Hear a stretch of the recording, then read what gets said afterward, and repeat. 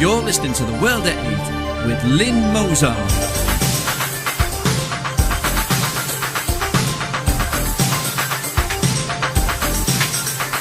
The World at 8, the number one in nationalist news. Highlights of the news today, Monday, the 12th of August 2013. Foreign aid, why don't we just burn the money? £40 for racist attack on Blackburn police officer. EU flag on British birth certificates in 3 years. Construction firms in Greece reluctant to build Athens mosque. Eurocrats to spend £6 million to host pro-EU youth camp days before MEP elections. Zimbabwe to open a blacks-only stock exchange. Egyptian singer labels Obama terrorist, says he works with Muslim Brotherhood. The rise of the bear, 18 signs that Russia is rapidly catching up to the United States. Thought for the day, Hegelian dialectic or just lies?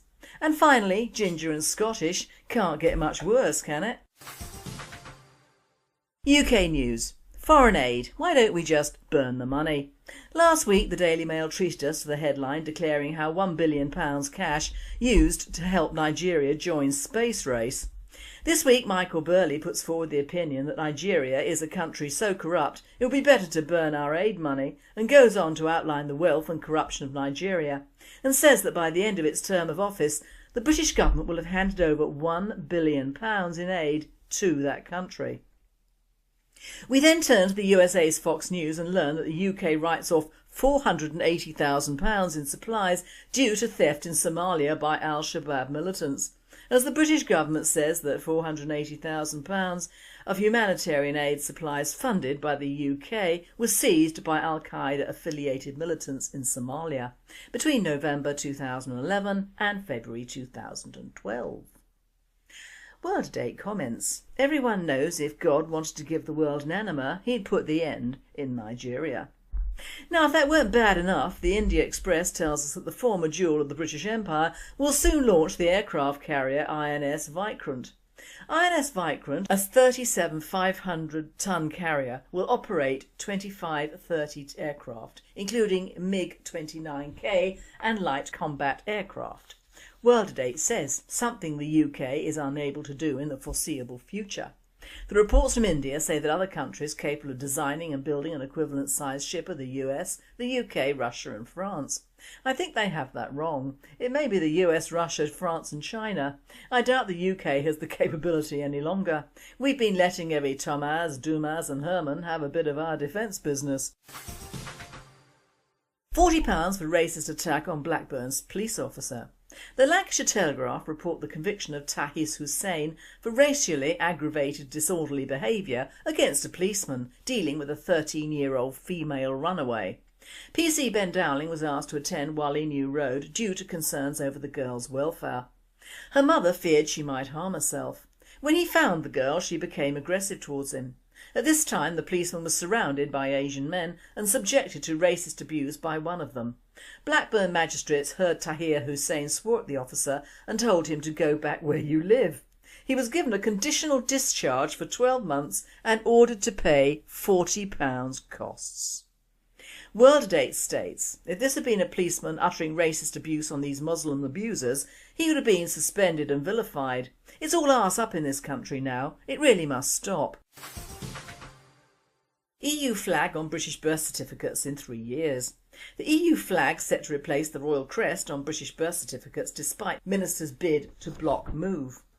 Communities Secretary Eric Pickle says he is unable to prevent the replacement, which means the EU flag will be stamped on all UK birth certificates within 3 years. World at 8 comments. This does have an upside. If the EU stamp is on all birth certificates, that means it will be on all the immigrants born that have British certificates as well. So we can deport all of them throughout the Schengen area and out of the UK, can't we? European news. Construction firms in Greece reluctant to build Athens mosque. Greek authorities are having difficulty in finding a construction company to build the first state-sponsored mosque in Greece. A fourth tender for the construction of the €46,000 project in the Votanakos area will be made next month. according to the Infrastructure Ministry, Marini reports, as in all previous attempts have failed to attract any takers. Our European writer comments, at last a country that has some standards not related to making money. Eurocrats to spend £6 million to host pro-EU youth camp days before MEP elections. The Daily Mail reports that the European Parliament is to spend £6 million on a youth camp to promote Brussels days before crucial elections.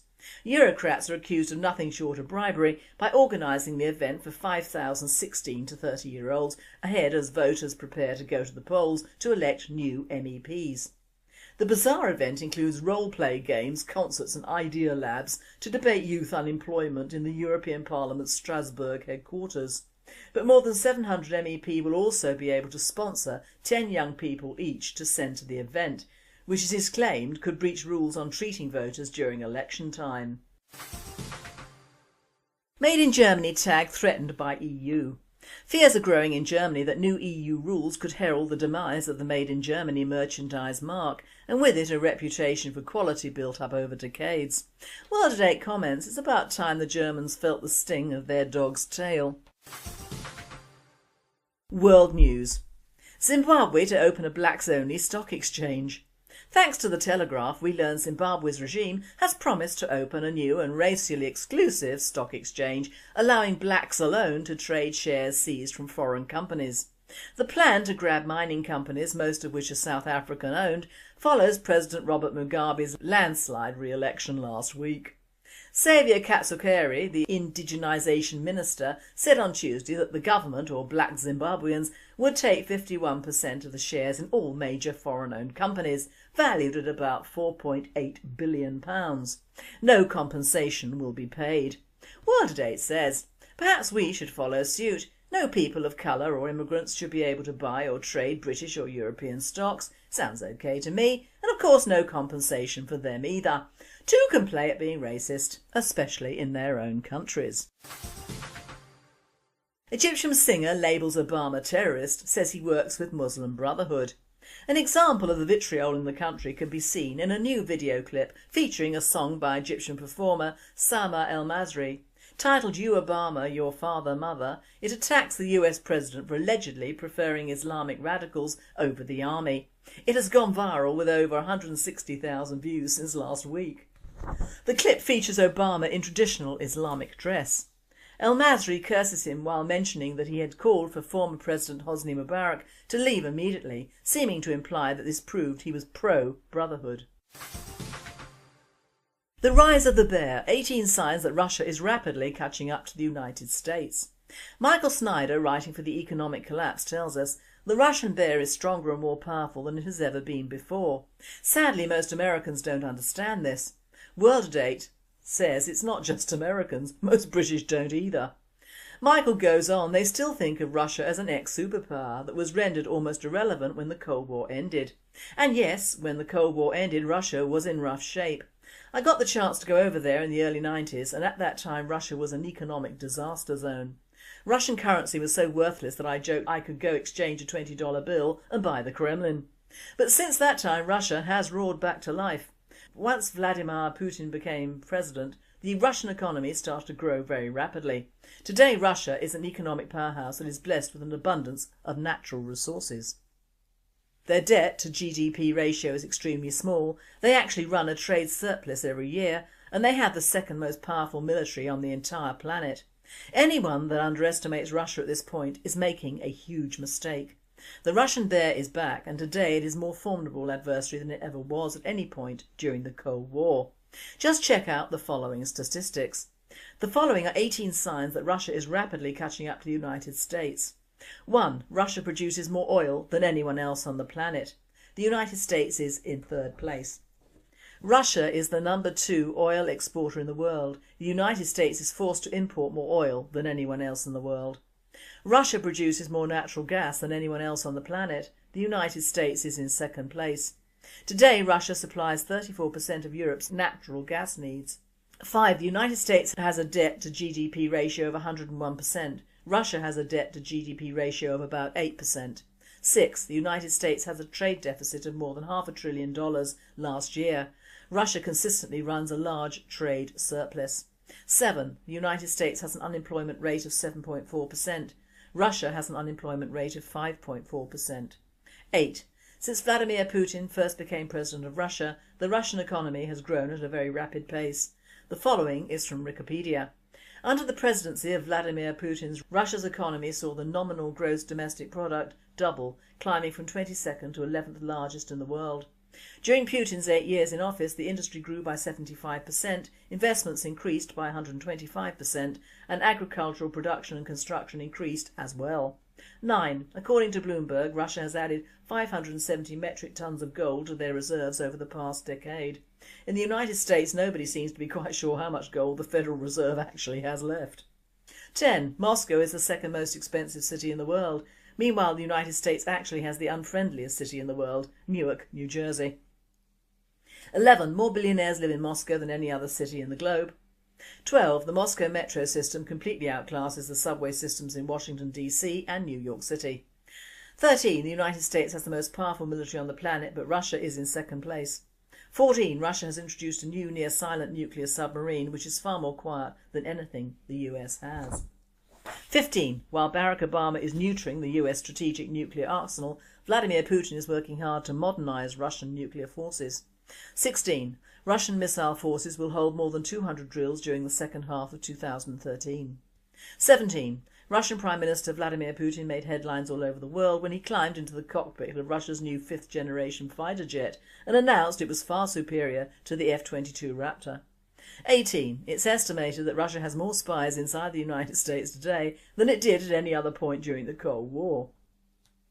World at 8 comments. If the UK left the EU, deported all of its illegal immigrants and a huge proportion of our Muslims and immigrant criminals, we would be in the same state as Russia after the fall of the Berlin Wall. But we would be forced to do what they have done, revert to self-industrialisation and providing for our own with our own. It would be hard as we would have sanctions from certain parts of the world, but it would mean we would have to learn to do without or produce certain items once again ourselves. We would, however, need a Putin, and we don't have one. We do have a moron and a millipede. Thought for the day. Hegelian dialectic or just lies? Now today I was going to talk about the double standards of publicity and information, the course of which will certainly heat up nearer the time to the Euro elections and of course the general UK ones. I've talked a lot about misinformation and the effect it has on the masses and was sent this by our Euro correspondent, and it fits right in with what I have to say. It is the Hegelian dialectic and its use in controlling modern society. This was originally posted by General Maddox, realnewsaustralia.com. What exactly is the Hegelian dialectic? Georg Wilhelm Friedrich Hegel was a 19th century German philosopher who devised a particular dialectic or method of argument for resolving disagreements. His method of arriving at the truth by the exchange of logical arguments is a system of thought process still used to this day. To put it simply, the basis of Hegelianism dictates that the human mind can't understand anything unless it can be split into two polar opposites: good, evil, right, wrong, left, right. For example, when people are talking about two political parties, Labour or Liberal, remember this guy's in Australia, what they're actually referring to without realising it is the thesis and the antithesis based off the Hegelian dialectic. The only real debate that occurs is just the minor differences between these two parties. Nothing is said or done about the issues that neither left nor right is discussing. This in particular will become more apparent as the elections draw near. On the top of the chart of this dialectic is the agenda, branching off to the left with thesis, which in this case is stated as manufactured terrorist threat, leading to antithesis, which is a repressive police state, which leads to synthesis, which is the removal of freedoms and transfer of power from the people to the few. Another form of the Hegelian dialectic is problem, reaction, solution. Most of us unwittingly fall victim to it all too often, and sadly, if we don't stop, we will continue to lose our free will and liberties. It has been widely used by our governments and corporations around the world. You could say that in terms of controlling the masses and society in general, its deployment has been an effective tool in keeping humanity in check. Almost all major events in history employ the Hegelian dialectic of problem, manufacture a crisis or take advantage of one already in place in order to get the desired reaction of public outcry, whereby the public demands a solution which has been predetermined from the beginning. Maddox uses the example of 9/11. I would have used Pearl Harbor myself as an excuse for the States to come into the Second World War. I don't like to think of the powers that be in the US knowing that 9/11 was actually going to happen and lose all those innocent lives. As speaking personally, I was due to be there at the site of the first plane hitting the Trade Center at 9:30, and it was only due to a family delay that I, my husband and youngest son and his girlfriend were not all killed. Now I know I might not have been missed, but I would have certainly missed myself. Here is a more current example of Hegelian dialectic in use. In Australia at present, both of the main political parties on the eve of the upcoming election on September 7th are discussing boat people, a derogatory term used to describe refugees and asylum seekers displaced by war or other hardships. I don't believe they constitute what you would call a crisis, as the statistics clearly show they aren't, but for the purpose of this example our government is telling us they are a problem. The media is used to play up this problem in order to instigate a reaction debate in the public domain and how to tackle it. Both the opposition and ruling party offer their solution. In order to avoid falling victim to the Hegelian dialectic from now on, you must remember the process involved. Any time a major problem or issue arises in society, think about who will gain or profit from it. Then remove yourself from the equation and take a step back to look at it from a third-party perspective. See the so-called problem, look at who is reacting, why and in what way. Then look for who is offering up the solution. When you do this from now on, you'll quickly see the real truth instead of the forced truth they wanted you to see. Now, although I can see the basic guidelines of this information, Maddox clearly is a liberal and lives in a country which doesn't mind becoming a third world South Asian enclave. Hell, they started with convicts and managed to almost eradicate all the native human and wildlife both in Australia and New Zealand, so they get what they deserve in my book. But we in the UK and indeed Europe are privy to the greatest Hegelian dialectic known to man, that of the EU and by association successive UK governments. Afghanistan is the one place the US should have gone to because of Osama bin Laden, and they finished him off well done. Poor old Saddam didn't have anything to do with 9/11 but paid the same price on the altar of right and wrong with his life. And it's rare I feel sorry for a Muslim, but I felt his treatment was a letdown for the West in good manners. But the Hegelian dialectic was used by Hitler to great effect. The problem? The Jews. And we all know the final solution, which turned out to be not so final.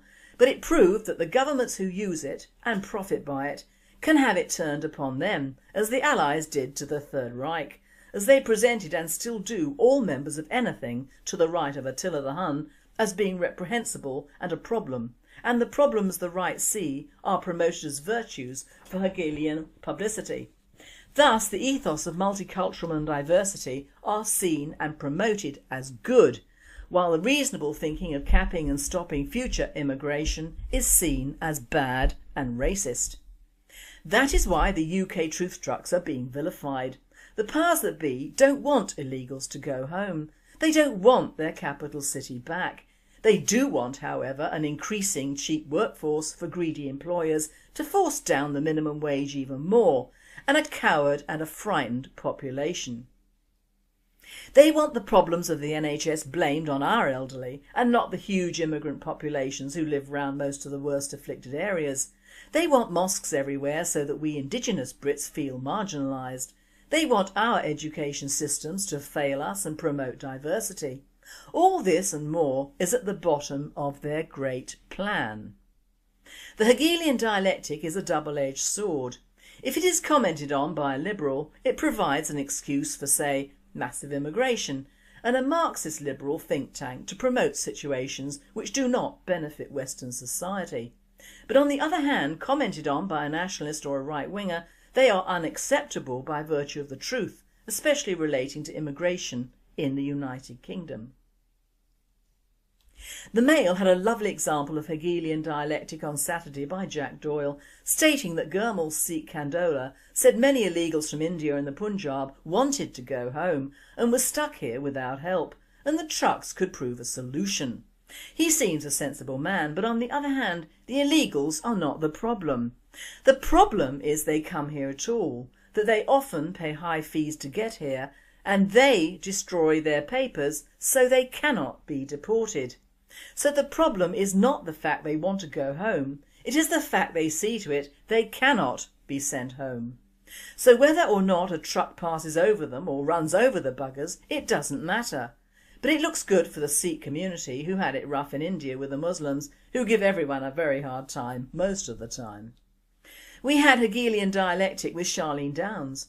No national publicity, no proper investigation, because the problem was not her murderers but the child herself apparently, and the solution was to shove it under the carpet and give money to the murderers because the Islamic community could prove troublesome if prosecuted, and believe me, the Islamic counsellors, peers and whatever have the Hegelian dialectic down to a fine art.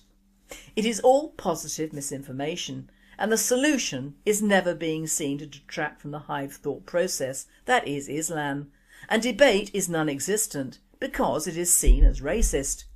Yet another German philosopher's argument, and odd in the extreme, as Islam is a religion, not a race, but you see how it works. Give members of the public the problem, and we have the problem in our papers every day, and most of the problems are us Brits: lack of housing, lack of money, NHS in freefall, education being buggered around and more. Debate is stifled and the solution to most, if not all our problems is denied. More Hegelianisms. Mira Sayal hits out over lack of Asian faces on TV. Solution: ban them to their own channels. I don't want to see them. Terrorists in Somalia take nearly £500,000 of British aid. Solution: don't give it in the first place. There are solutions, it's just we Brits are too downtrodden now to face up to them, and our media is too frightened. And if, as in our case, the British National Party have a few sensible solutions, they are either misinterpreted, miscommunicated, or simply taken up by other politicians and hailed as another problem for the country to ponder upon. Hegelianism is alive and well in the UK. Just look at who profits from all the problems we have put before us, and it isn't the man in the street. And finally, ginger and Scottish, it can't get much worse, can it? Oh dear, we have gay pride and whatever pride, and now we have, or rather the Scots do, ginger pride. A march took place in Scotland as hundreds of redheads protested against discrimination. The parade, led by Canadian comic Sean Hitchens, wound round Edinburgh city centre to demonstrate against gingerism. Proud redheads were taken to the streets in their hundreds for the UK's first ever Ginger Pride March. The march created an amazing atmosphere as it made its way from the Balmoral Hotel in Princes Street across North Bridge to the city's Royal Mile, Mr Hitchens said. Everyone was cheering and we definitely let everyone know that it gets redder, he said. I just want to thank all my fellow gingers who took the time to attend today's inaugural. This presenter says, well, at least it got him some publicity. Soon everyone will be proud of something worth demonstrating over. Perhaps they will have a white pride one day. Or is that racist? Well, at least it was in Scotland and led by a Canadian. But carroty hair and blue skin ain't my idea of beauty, I'm afraid. But to each their own. You've been listening to The World at 8. I am Lynne Mozart and I wish you all a very good night. It says something the UK is unable to do in the foreseeable future. The reports from India say that other countries capable of designing and building an equivalent sized ship are the US, the UK, Russia and France. I think they have that wrong. It may be the US, Russia, France and China. I doubt the UK has the capability any longer. We've been letting every Thomas, Dumas and Herman have a bit of our defence business. £40 for racist attack on Blackburn's police officer. The Lancashire Telegraph report the conviction of Tahis Hussain for racially aggravated disorderly behaviour against a policeman dealing with a 13-year-old female runaway. PC Ben Dowling was asked to attend Whalley New Road due to concerns over the girl's welfare. Her mother feared she might harm herself. When he found the girl, she became aggressive towards him. At this time the policeman was surrounded by Asian men and subject. We then turned to the USA's Fox News and learned that the UK writes off £480,000 in supplies due to theft in Somalia by al-Shabaab militants. as the British government says that £480,000 of humanitarian aid supplies funded by the UK was seized by Al-Qaeda affiliated militants in Somalia between November 2011 and February 2012. World Date comments. Everyone knows if God wanted to give the world an enema, he'd put the end in Nigeria. Now, if that weren't bad enough, the India Express tells us that the former jewel of the British Empire will soon launch the aircraft carrier INS Vikrant. INS Vikrant, a 37,500-ton carrier, will operate 25-30 aircraft, including MiG-29K and light combat aircraft. World Dates open a blacks-only stock exchange. Egyptian singer labels Obama terrorist, says he works with Muslim Brotherhood. The rise of the bear, 18 signs that Russia is rapidly catching up to the United States. Thought for the day, Hegelian dialectic or just lies? And finally, ginger and Scottish, can't get much worse, can it? UK news. Foreign aid, why don't we just burn the money?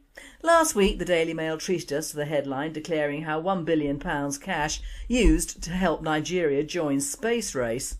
This week Michael Burley puts forward the opinion that Nigeria is a country so corrupt it would be better to burn our aid money, and goes on to outline the wealth and corruption of Nigeria, and says that by the end of its term of office the British government will have handed over £1 billion in aid to that country. To racist abuse by one of them. Blackburn magistrates heard Hussain swore at the officer and told him to go back where you live. He was given a conditional discharge for 12 months and ordered to pay £40 costs. World Date states, if this had been a policeman uttering racist abuse on these Muslim abusers, he would have been suspended and vilified. It's all arse up in this country now. It really must stop. EU flag on British birth certificates in 3 years. The EU flag set to replace the royal crest on British birth certificates despite ministers' bid to block move.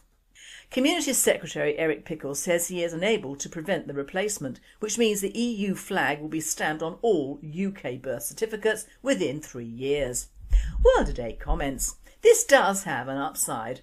If the EU stamp is on all birth certificates, that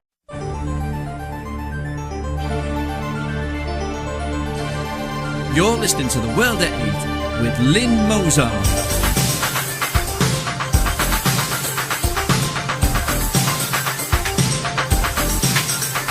The World at 8, the number one in nationalist news.